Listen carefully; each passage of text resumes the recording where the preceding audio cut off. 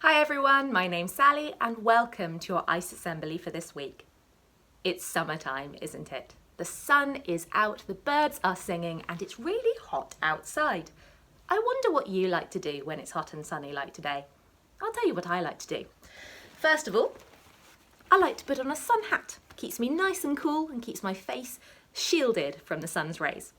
And then I like to swap out my glasses for a pair of sunglasses so I can read my book in the sun without having my eyes dazzled by the light.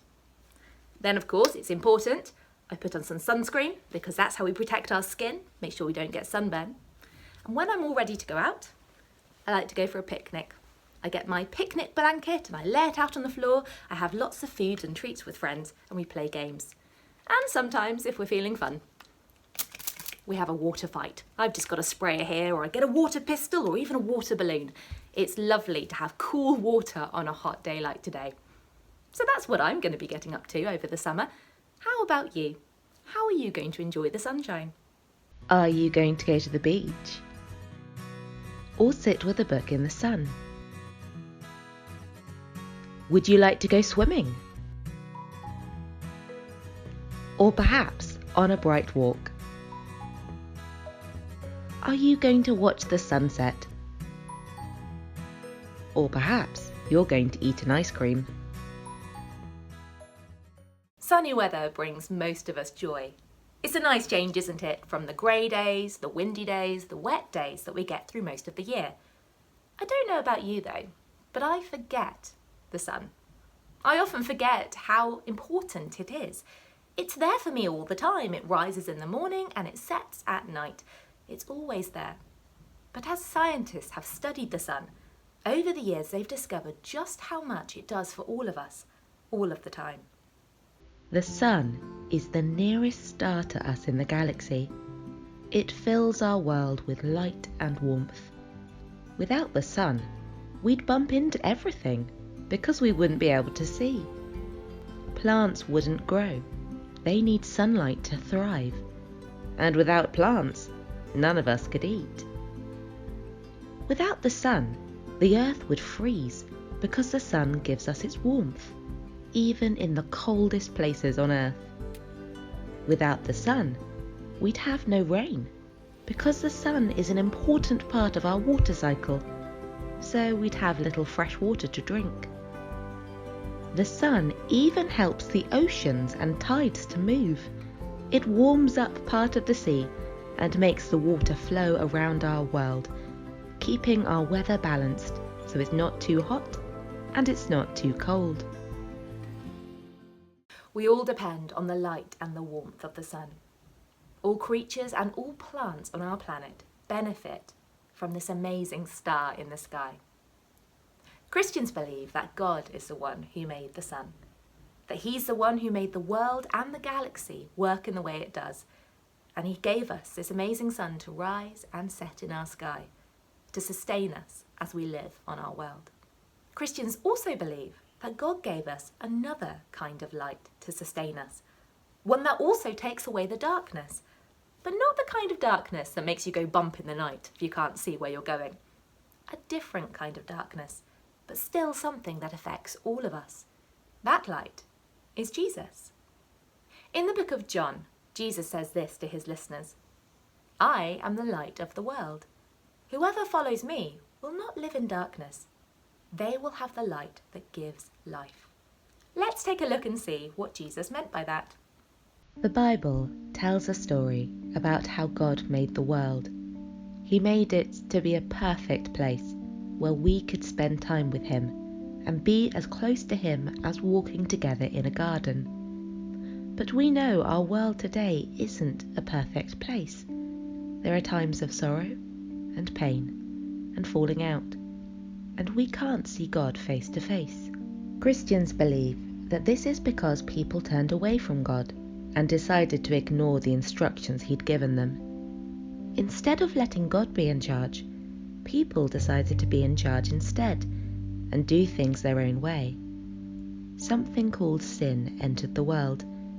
This is when we do things wrong, like lying, stealing, hurting one another. It's like a darkness that affects our whole world. just like this food dye affects every part of the water. The Bible says that these things stop us from being close to God. Jesus came into the world to be a light, shining into that darkness. He did this because he loves us. He shone out like a light to help guide us when we can't see which way to go, to show us good paths to walk in. He taught us how to show kindness and have faith, to have courage, to live differently from before, knowing that he is with us to help us. But even teaching us all these good things wasn't enough to deal with that problem of sin. Jesus had a plan to deal with the darkness once and for all. He let himself be taken to the cross. The Bible says that when Jesus did this, he took all the wrong things we had done, all of those things that bring darkness into our world, and he died with them, paying the consequence of death in our place so we could be free. The light of the world died to deal with the darkness once and for all. And 3 days later, he came back to life again to light the way for anyone who wants to be friends with God. This really is the big story of the Bible. It's a story that tells us that God sent Jesus for us as the light of the world, as a wonderful gift to show us how much he loves us. For Christians, this part of the Bible gives us great hope. It helps us to remember in times when we've made a mistake or in times when we're finding things difficult that Jesus is the light of the world, there to help us when we feel like we're in darkness. So in times when things are challenging and we don't know what to do, we can think of Jesus like the light who guides us, who shows us good paths to go down. And so for Christians, we might read the Bible, read what Jesus had to say, ask him to guide us, pray, and say, please show me which way to go. Help me to make good choices.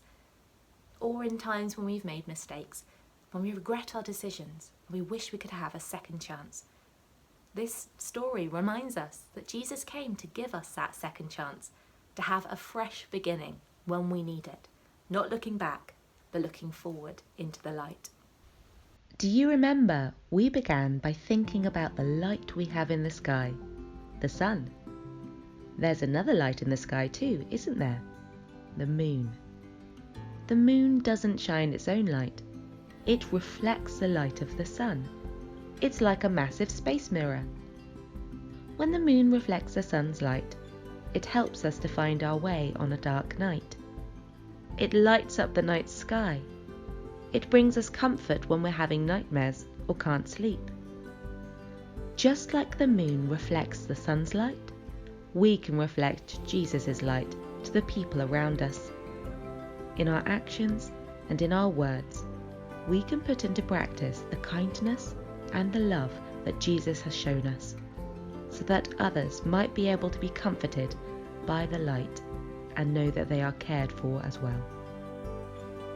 As you enjoy the sunshine this summer, why not take some time to think about how light makes you feel? When you see sunlight reflected on the water of a stream, what does it make you think of? When you look at the moon and stars, what thoughts do you have? Maybe you find this picture of the light of the world helpful. If you would like to, you can join me in prayer and ask Jesus to help you shine his light to those around you. Lord Jesus, thank you that you are the light of the world. Please help us to look to you to guide us, and remember that you always give us a second chance when we need it. Please help us to reflect your light to the lives of the people around us. Amen.